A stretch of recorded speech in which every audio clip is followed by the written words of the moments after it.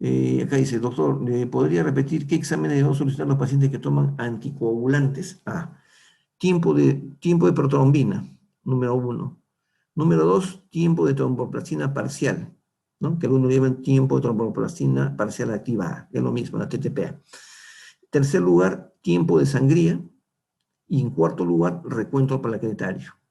Vuelvo a repetir, recuento plaquetario, número 1. Número 2, tiempo de sangría. Número 3, tiempo de protrombina. Y número 4, tiempo de tromboplastina parcial activada, que, en verdad, es uno de los más importantes porque generalmente es el que permite identificar disgrasias sanguíneas, ¿no? Otra pregunta dice, doctor, ¿cómo confecciona su mecha de gasa? Bueno, lo que pasa es que yo compro gasa en fardos, en paquetes, ¿no? Pero también pueden comprar la gasa de 10 metros, la gasa de 10 metros, o la de 5 metros, ¿no? No compren la gasa en estampillas. Entonces le piden a su asistente dental que le corte mechas de gasa que tengan un largo de 15 o 20 centímetros de largo y por lo menos son 5 centímetros de ancho. Y luego le haga el doblez que siempre hace para las estampillas. Entonces lo que van a hacer es fabricar mechas de gasa. Las mechas de gasa las utilizan muchísimo en cirugía plástica y sobre todo en otorrinolaringología, ¿no? Las mechas de gasa no son más que las gasas en forma alargada, ¿no?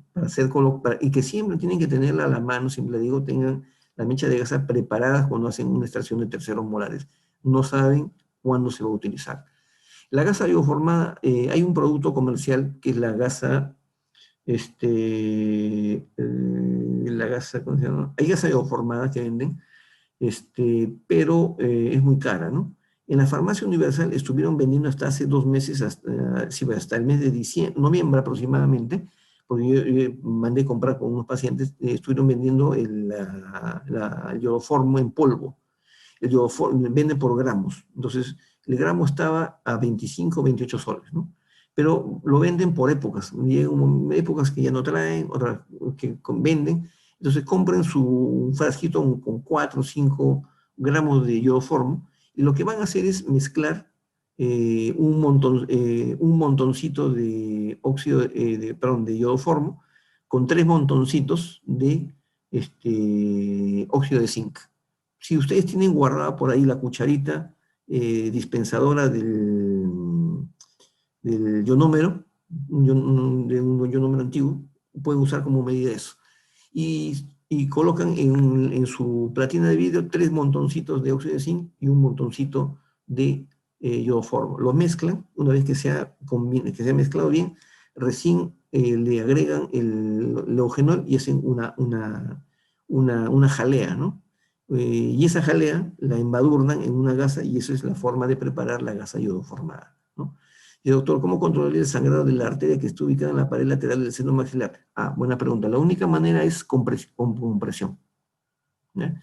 Es decir, pongámonos en el caso de los doctores que han tenido ese problema, ¿no? Aplicaron anestesia, bueno, ya se equivocaron, ya se produjo la hinchazón, porque la hinchazón se produce en cosa de segundos, es una hinchazón espectacular.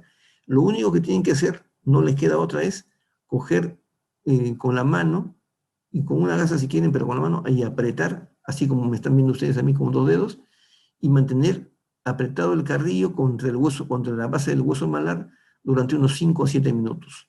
Entonces el vaso se va a colapsar y ya no va a volver a salir sangre. Pero la sangre que ya salió, la que ya se extravasó, esa no la pueden quitar.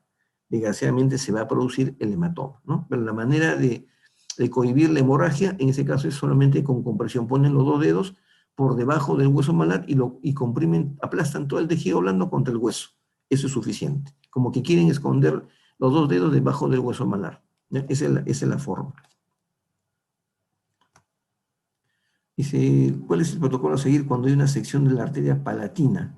Bueno, cuando cortan la arteria, bueno, en primer lugar, la arteria palatina que sale por el agujero palatino posterior es muy difícil de cortar porque se encuentra, generalmente emerge por detrás, o sea, por distal del último molar.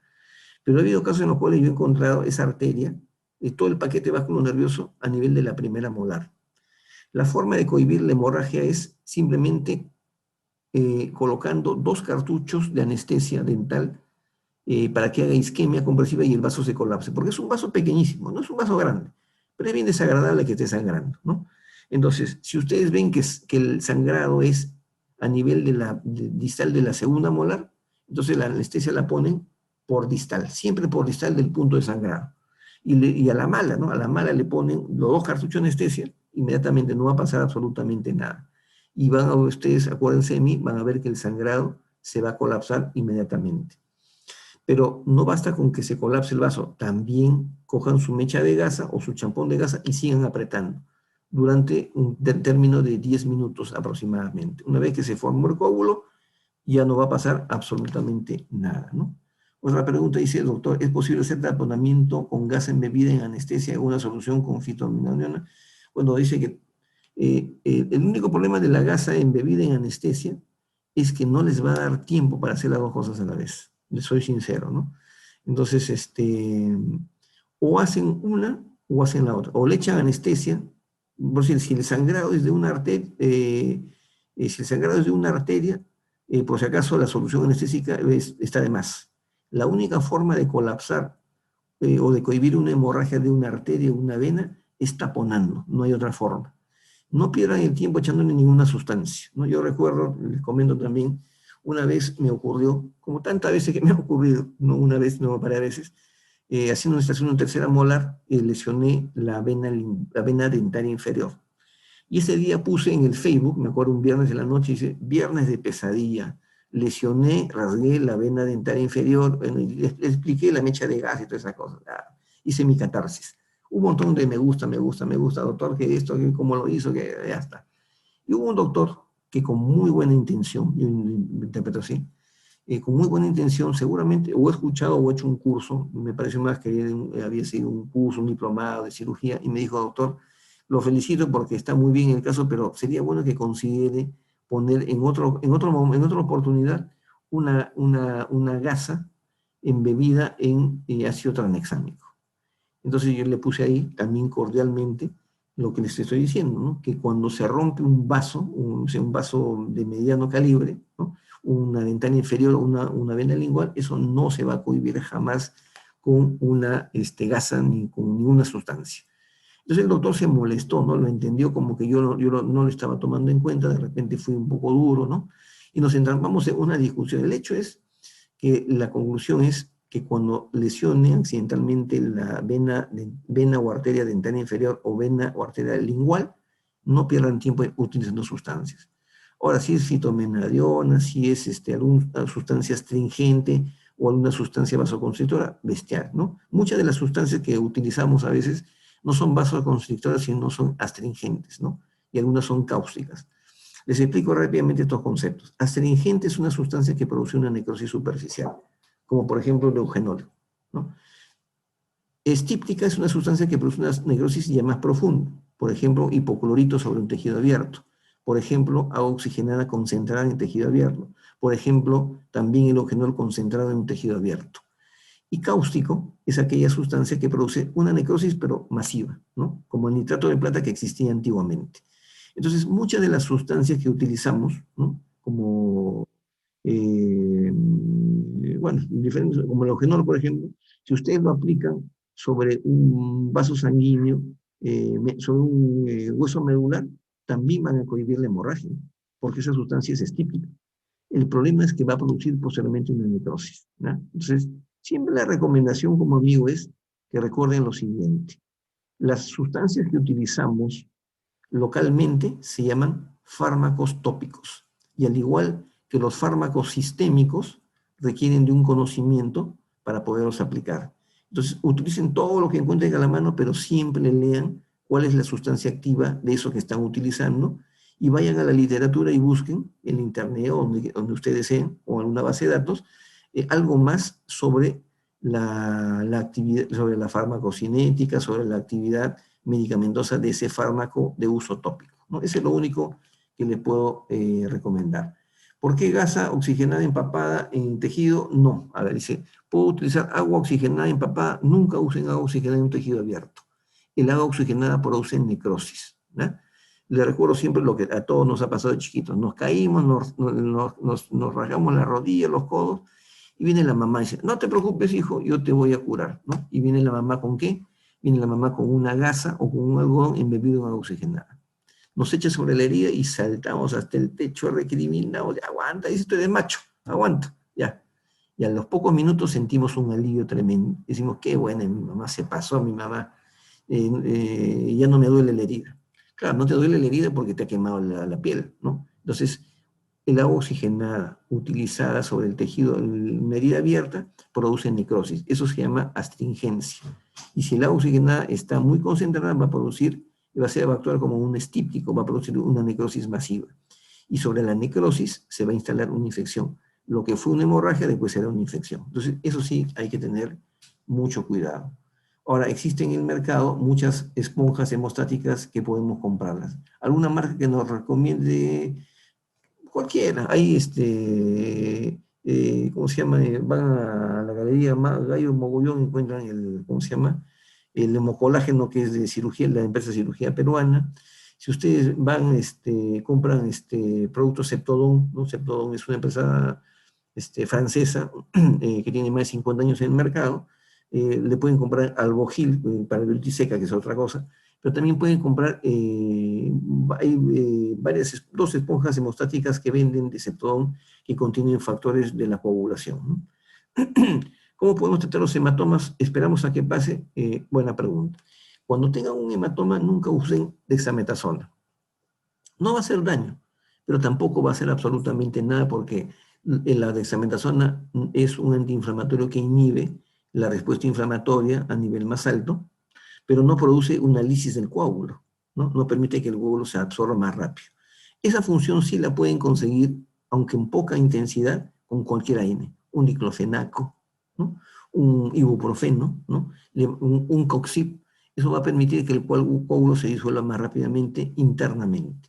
Externamente, el hematoma, el amoratado, ¿no? Que realmente es la punta del iceberg de la cantidad de sangre que hay adentro.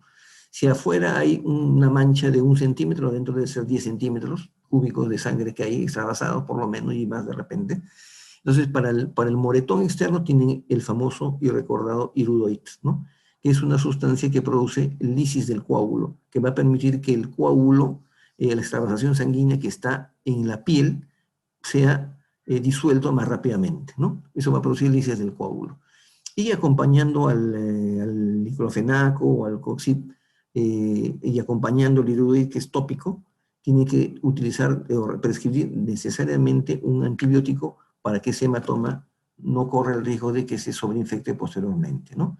¿Cómo y de qué manera usamos la adrenalina? Abren la ampolla, eh, la, llenan la jeringa, en este caso tienen que tener una jeringa de 5 centímetros, y la echan directamente sobre la cavidad abierta donde se está produciendo la hemorragia. En este caso estamos hablando de una hemorragia de la trabecula ósea, ¿no? Esa es la forma de usar la adrenalina. ¿Pueden empapar en una gasa? Sí, pero 1 centímetro de una gasa no va a hacer nada. Van a tener que tener 5, 6, 7 ampollas de adrenalina. Es mejor romper la ampolla, 2, 3 ampollas, cargarlas en una jeringa de 5 centímetros, 3 ampollas son 3 centímetros cúbicos, no es nada, y la echan directamente sobre la cavidad hasta que se rellene sin que se rebalse el alveolo, ¿no? ¿Cómo se usa la gasa ioformada? Ya hemos explicado cómo se usa la gasa ioformada. Una vez que han preparado su gasa ioformada, simplemente la colocan dentro de la cavidad, ¿no? Para, el cemento quirúrgico que acompaña a la gasa es simplemente para que la gasa no se adhiera a las paredes, ¿no? Porque como esa gasa la tienen que cambiar después de 4 o 5 días, lo que va a ocurrir es que la gasa con la sangre se va a pegar, van a arrancar la gasa y va a volver a sangrar. Entonces, el objetivo inicial del cemento quirúrgico en la alveolitis húmeda, ¿no? En la alveolitis húmeda es evitar que la gasa se pegue. Nada más, eso es todo. Pero si usan iodoformo, o sea, la gasa iodoformada, el iodoformo es el mejor antiséptico tópico que existe en el mercado, ¿no?